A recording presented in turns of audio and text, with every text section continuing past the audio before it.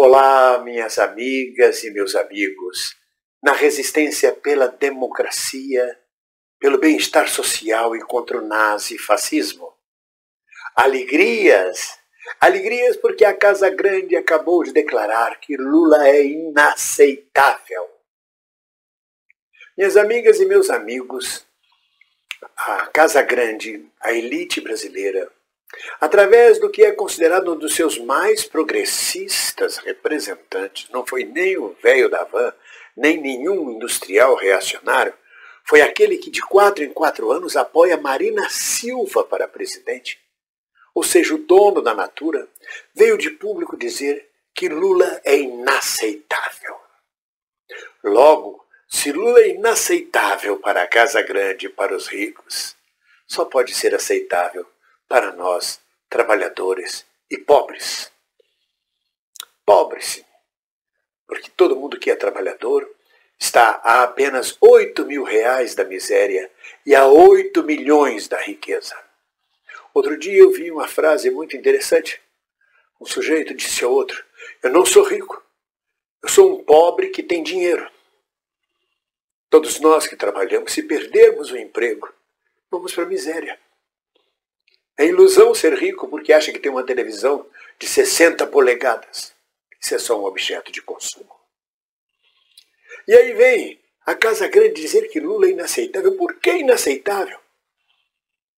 Um presidente que manteve o Brasil entre as oitava economia do mundo, que fez o Brasil participar do BRIC, das nações mais desenvolvidas fora do eixo imperialista, com todo o respeito, que ampliou o comércio brasileiro, tirando da órbita do imperialismo norte-americano, ampliou o comércio brasileiro com a América do Sul, com a África, com o Oriente Médio, com a Ásia, que conquistou novos mercados para as indústrias e para o comércio e para o agronegócio brasileiro, que incluiu a população brasileira no sistema da sociedade de consumo, comprando geladeiras, televisões, automóveis, casas, impulsionando com isso a produção industrial e comercial, a participação de maior gente na riqueza do país e, consequentemente, mais emprego, mais saúde, menos gasto com doenças endêmicas, com doenças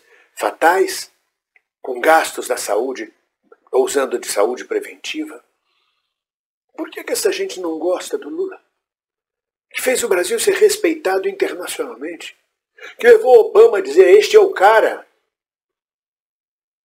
Que elite do atraso é essa que, através do seu mais progressista representante, ainda assim diz que Lula é inaceitável? Por que é inaceitável? Porque incluiu o povo pobre, o trabalhador, na sociedade brasileira? Porque instituiu o sistema de cotas no ensino, permitindo que negros e pobres tivessem acesso ao poder da universidade? Outro dia mesmo encontrei aqui em Portugal uma moça jovem, negra, pobre, que me disse: eu estou a estudar aqui na universidade graças ao sistema de cotas que o Lula criou. Por ele eu pude entrar na Universidade do Brasil e estou fazendo mestrado aqui em Portugal. É por isso que a Casa Grande não gosta de Lula. Porque quando eu pegava um navio de cruzeiro do Rio para Buenos Aires e de volta, eu encontrava empregadas domésticas fazendo esse mesmo cruzeiro. Ou porque, como disse aquela colunista social alienada, já não vale mais a pena ir a Paris porque eu encontro meu porteiro em Paris. Este preconceito de classe é que impede a participação de Lula num processo eleitoral, que faz a burguesia dizer que ele é inaceitável. Se ele é inaceitável para aqueles que nos exploram, para aqueles que vivem do nosso salário, que vivem da nossa mais-valia, do nosso trabalho, ele só pode ser aceitável por nós. Se a Casa Grande diz que Lula é inaceitável, com certeza meu voto passa a ser Lula. Não tenha dúvida disso. Porque somos adversários, inimigos de classe. Esta elite do atraso brasileiro é incapaz de propor o desenvolvimento nacional. Ela prefere ter grandes lucros, com muita ganância, com pobre consumo, com consumo baixo, do que ampliar o consumo e crescer mais ainda. contanto que o pobre não participe da sociedade brasileira, contanto que o pobre trabalhador fique à margem da sociedade brasileira. Lula não está propondo socialismo, nem governo de esquerda, nem revolução castrista, nem maoísta. Lula está propondo distribuição de riqueza. E com ganhos, com lucros para os industriais, para os financistas. Eu mesmo vi em 2 comícios de Lula dizer claramente: nunca, em tempo algum, os banqueiros ganharam tanto quanto ganharam no meu governo. Ora, se os banqueiros ganharam tanto no governo dele, se os industriais ganharam tanto no governo dele, por que ele é inaceitável? Porque a ganância da Casa Grande, que experimentou com a vitória de Bolsonaro e de Paulo Guedes, aumentar o seu lucro às costas da penúria do trabalhador, esta ganância não tem limite. A elite do Brasil é tão atrasada que ela prefere ganhar menos, contanto que o povo não ganhe nada. Contanto que ao povo sobrem os ossos, e olhe lá. Mas ela ganha menos, ou ela superfatura. Ela ganha mais vendendo o produto mais caro.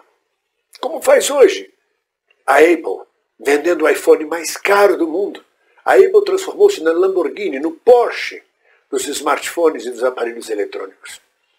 Um cálculo feito por um especialista chegou à conclusão que para você ter um computador Apple com todos os acessórios necessários, não é um laptop, é um computador, é um gasto de R$66 mil. É o preço de um carro de luxo praticamente. Ou de um imóvel numa cidade do interior do Brasil.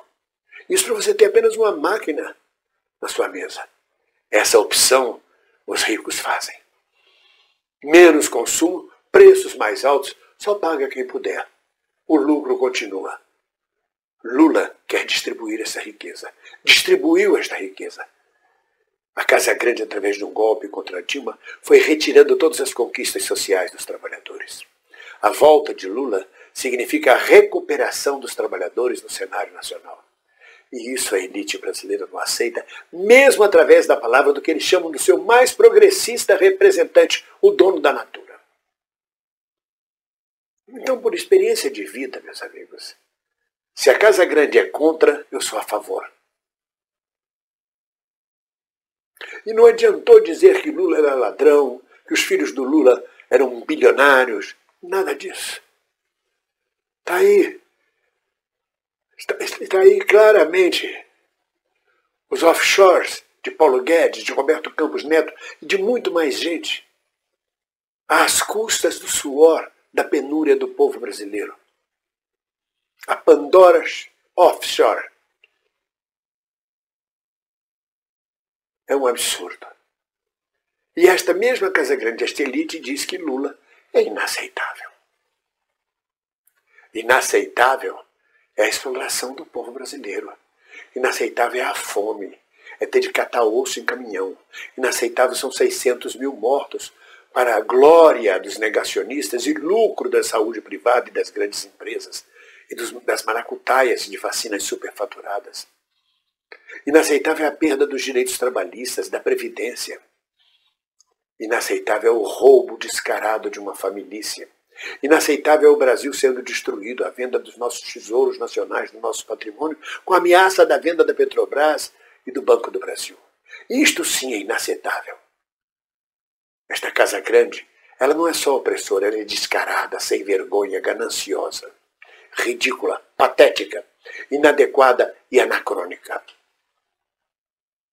E, meus amigos, antes de finalizar exatamente, muito antes, eu quero registrar a vaia que Ciro Gomes tomou na Avenida Paulista, que tem horrorizado, escandalizado alguns ciristas e alguns setores mais à direita, da esquerda.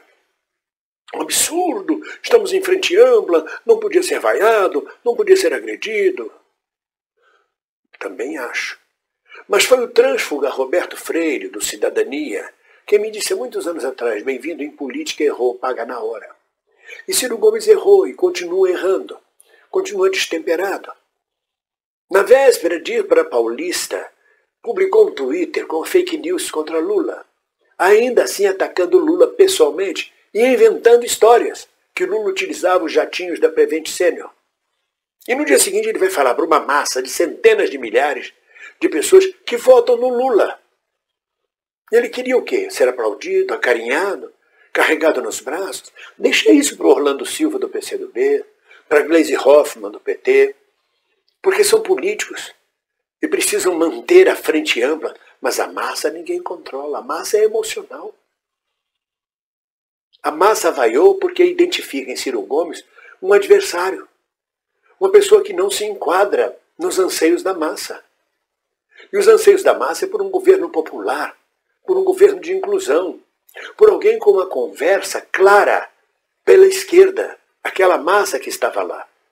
E não com uma conversa que vai para centro-direita, que tenta desesperadamente ser a terceira via e que ofende pessoalmente um futuro ou próprio aliado seu, como Lula, como o PT, porque estamos todos no mesmo campo. Se vamos fazer uma frente ampla, temos que respeitar nossos adversários. Mas parece que Ciro Gomes não aprendeu e não aprende. Parece que Ciro Gomes é o Bolsonaro da esquerda, se é que pode ser chamá-lo de esquerda. Uma pessoa que passou por 10 partidos de acordo com sua conveniência.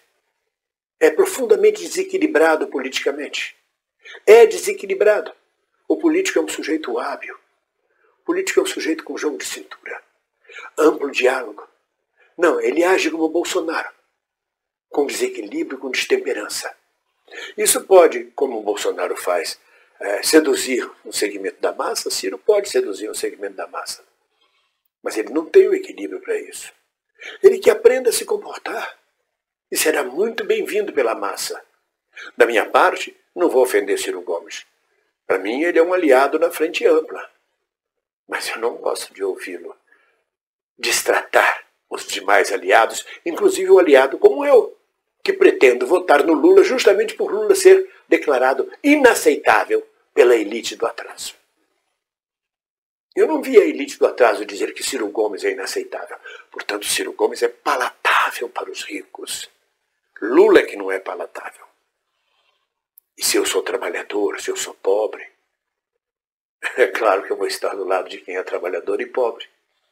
De quem é perseguido pela Casa Grande. Ou não.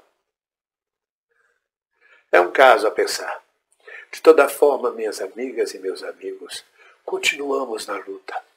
Continuamos avançando, todos juntos, na luta por um Brasil melhor, pela inclusão social, pela volta dos direitos trabalhistas, da previdência, do bem-estar social, por aqueles que são aceitáveis pelo povo e inaceitáveis para os ricos. Todos juntos. Ninguém solta a mão de ninguém. Um abraço.